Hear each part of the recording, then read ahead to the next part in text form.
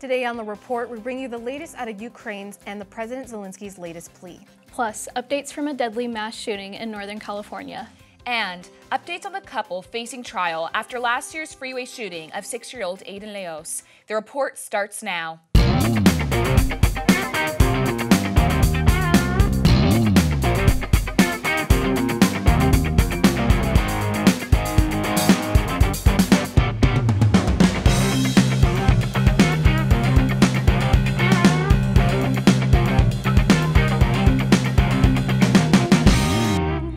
I'm Marisa Flores. I'm Amanda Mendoza. And I'm Jessica Gonzales. Welcome back from Spring Break, Titans. And don't forget to follow us on Twitter at The Report CSUF or on our Titan TV Instagram at Titan TV CSUF to keep in touch with us and view our new content. Ukrainian President Volodymyr Zelensky is calling out to the world after horrific images emerge out of Ukraine. Chris Adler is here with more on the details. Correct, Jessica. Ukrainian President Zelensky is once again pleading with the world to assist in the aiding of the Russian-Ukrainian war. In his nightly address on Wednesday, Zelensky said that the, quote, attitude toward Russia is simple. Either you support a search for peace or you are supporting mass murders. This address comes after the horror reported out of Bucha, a Kyiv suburb, where reports from journalists came in over the weekend describing dead victims they saw with hands tied behind their backs and multiple gunshot wounds. The U.S. has now issued more Russian sanctions, and this round is aimed at President Putin's adult daughters, Maria Putina and Katerina Tikhanova. According to a senior U.S. official, the goal is to freeze any assets that Putin may be hiding with them. As of now, 1,563 civilians have been killed since Russia invaded Ukraine, and over 2,200 have been injured. NATO's chief has warned that this war could rage on for years, as Putin wants, quote, to control the whole of Ukraine. Back to you, ladies. Thank you for the report, Chris.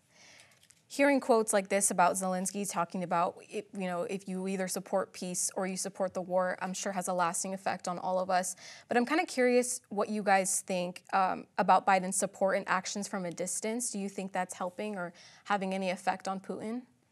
Well, recently, actually, I read that on CNBC, according to CNBC, the United Nations actually suspended Russia from their human rights chair. And also, Congress is expected to pass two new bills regarding the situation in Russia. So the first bill would create higher tariffs on imports from Russia and Belarus. And the second would actually ban energy imports, such as natural gas, oil, and coal from Russia. So I think there is some action being taken here. What are your thoughts? I mean, I think his actions certainly have been from a distance. I think we've mostly just seen sanctions be placed on Russia, which I am glad to see. But I think his demeanor has definitely been clear from the start. And over the break, actually, he went to Poland, and he came in front of a crowd in Poland saying this man could not remain in power anymore, talking about Vladimir Putin. And then he began receiving some backlash from it. A lot of people started saying it's not up to him. It's not his say in who the Russian president is. And even the White House, I think, started backtracking what he was saying, started saying, no, we don't know if this is going to incite something, a little bit more than what it should turn into. So, but Biden then himself came out and said he was just upset about the actions Putin has taken place. And even though we've seen Russia start coming out of large cities like Kyiv, they've left bodies in the street. They've left catastrophes behind for these people. So while I've only seen sanctions be done, I would say his attitude has been clear from the start, and I think everyone would agree with him. I agree with him. Putin's definitely guilty of war crimes, and I would say so myself. And even the Human Rights Watch has said rape, murder, and other violent acts against people in the Russian forces' custody should be investigated as war crimes. And I think now that we're hearing victims with their arms being tied behind their backs, I'd say it's reached a new level. And I definitely think more action should be taking place than just sanctions. I would like to see a lot more be done, because what Putin has done, there's no excuse for. And I still don't see a motivation behind this war at all. I completely agree, Marisa. There is absolutely no justification for this war, but I'm happy that at least the world is trying to find a way to put more pressure on Russia, especially after their atrocious actions, particularly with what happened in Bucha. Well, Northern California is seeing a battlefield of its own after a mass shooting in Sacramento this past Sunday. At least 5 gunmen have been linked to a shooting in the downtown area of Sacramento, which escalated from a fight, leaving 6 people dead and 12 injured. The shooting took place around 2 a.m. on Sunday, as more than 100 rounds of fire were shot in an open space, forcing pedestrians to take cover. The youngest victim was 21 years old, and those wounded were quickly taken into care. As of now, officers have identified 3 of the suspects and have taken them into custody. 2 of the suspects are brothers, 27-year-old Smiley Martin, 26-year-old Dandre Martin, and 31-year-old Davon Dawson. Smiley was seen on a Facebook Live just hours before the shooting took place and was left on scene, injured. All suspects are facing multiple charges, and investigators are finding new details from eyewitnesses, including video clips and physical evidence, such as firearms. Our thoughts are certainly with everyone affected by these shootings up north. Now, on the COVID front, the Senate is proposing a $10 billion bill that would provide additional funding for COVID-19 assistance following the drain of current funds and the end of the federal program that reimbursed healthcare providers who provided free testing and treatment of uninsured patients. Though the program has stopped, accepting new claims, federal pre-purchase vaccines will still be provided for free. The new bill, which is less than half of what the White House had originally asked for, does not include funding for the uninsured. Instead, funding will go towards treatments, vaccines, testing, and research. Healthcare providers are advocating for the reinstallation of the program out of fear of the new COVID BA.2 subvariant of the Omicron variant that is spreading throughout Europe and Asia. So ladies, this program has been majorly backed by healthcare providers, given the fact that a lot of uninsured people were able to get free testing during COVID, especially when we had high rates going on, especially in Southern California at the time. But my concern is with this bill is, where is this $10 billion coming from? We have high inflation going on right now. So I'm not sure why this federal program is not being reinstated, especially with all the benefits that came from it. And I read that about $750 million of these funds will go towards developing vaccines. And while I think that is great, because I don't think COVID is going anywhere anytime soon, that $750 million compared to the $10 billion they're supposed to be receiving, I think will run out very soon, and sooner rather than later. But like I said, this is less than half of what the president had originally asked Congress for when passing this bill. So what are your guys' thoughts? Do you think this is sufficient enough, and would you like to see this program reinstated?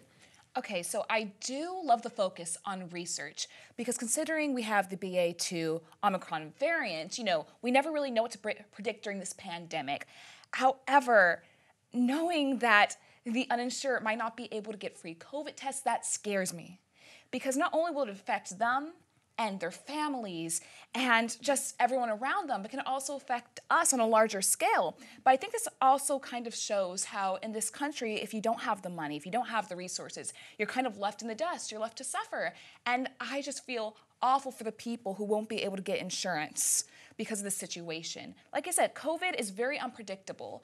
And while I do like that portion of the program, I think it's terrifying to see that the U.S. might not be able to fund these programs as much as we'd like to. So what are your thoughts? Right, yeah, I want to reinstate the fact what you said, that COVID is not over. We are not out of the clear yet, and I think that's what a lot of people think right now, especially with this new bill. Like, yes, $750 million sounds like a lot, but that's going to run out fast. I mean, this money is going towards these new variants who are a threat and inevitably will happen and continue to happen if we don't fund it properly. So I am scared, and I do want more money towards this because it's a huge deal right now. Another concern of mine is, what does this mean for the middle class people? And when we have to pay taxes, how much money is going to be pulled from us? Like, how much money do we have to pay, especially those who aren't insured? I completely agree, Marisa. This prospect is absolutely terrifying. Well, here's to hoping that the U.S. will be able to provide more resources for the middle class. While a mass shooting was happening in Northern California, Southern California commuters were experiencing their own shooting terror on our local freeways.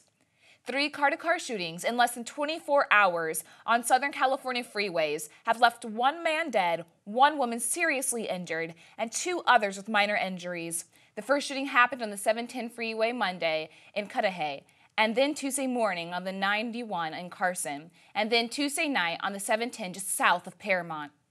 Authorities do not believe that these shootings are linked or if these might have been related to road rage incident, but do warn commuters to stay vigilant, getting off the freeway if you see something that appears dangerous. CHP stated these occurrences are rare, but do happen and said, quote, if you see something, say something, end quote. Although some of the shootings were not fatal, with the little information authorities hold from these situations, they are on the lookout for SUV and black car unspecified. This actually happened last year too on the 91 freeway, somewhat close to us also, so be sure you're staying safe out there, Titans. An Orange County judge has ordered the Costa Mesa couple responsible for the death of 6-year-old Aiden Leos to stand trial. The 6-year-old boy lost his life at the hands of a tragic road rage incident on the 55 freeway involving then 24-year-old Marcus Anthony Aries and then 21-year-old Winnie Lee, where Aries reportedly fired shots into the boy's mother's vehicle after he was cut off. Both Aries and Lee have been charged with felonies. According to the Orange County District Attorney, Aries faces, quote, 1 felony count of murder, 1 felony count of shooting into an occupied vehicle, and 1 felony enhancement of the personal discharge of a firearm, causing bodily injury and death, end quote. Aries could face a maximum of 40 years to life. Lee is charged with 1 felony count of accessory after the fact and 1 misdemeanor count of having a concealed weapon in the vehicle. She could face a maximum of 3 years in prison.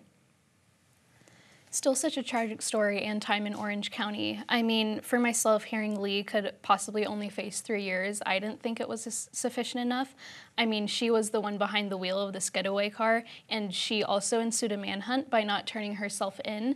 And I think obviously we just can't tolerate the death of a child, but especially given the circumstances that this happened on a public freeway, which we find ourselves on most of the time as students in Orange County.